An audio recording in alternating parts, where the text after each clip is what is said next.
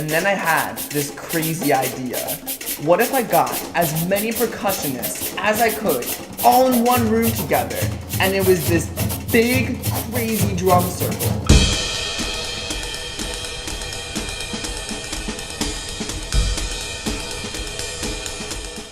The city has done a lot of construction projects while I've been at McGill, and the city does not require training of construction crews that it contracts with to deal with people with disabilities. So it's not just someone who's a wheelchair user who's going to have a problem if they dig up the road, but there are many cases in Montreal, people with visual impairments falling into holes, like literally. It's so dangerous for people with disabilities in the construction sites because training is so poor.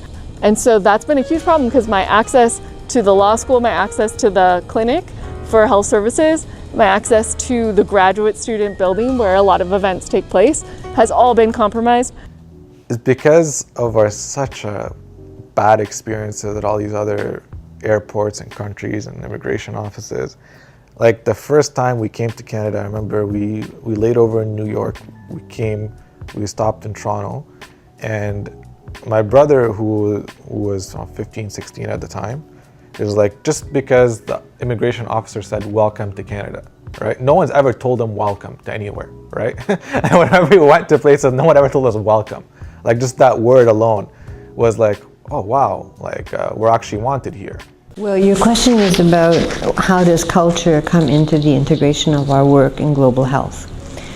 It's indivisible from it. It's very important for us to understand idioms of distress and how they're expressed by different people, the meaning systems of distress and culture, what promotes health in different cultures. And because North America is such an individualistically oriented culture, we have a very biased training, which is ethnocentric, and really misses much of the implications of a collectivist culture, including the indigenous culture.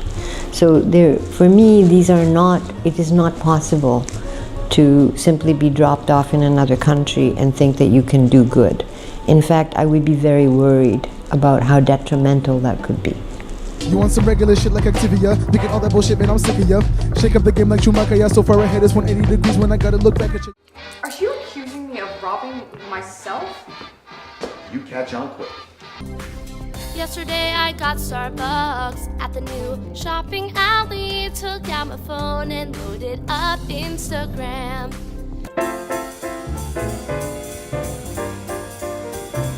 You just have to taste to believe.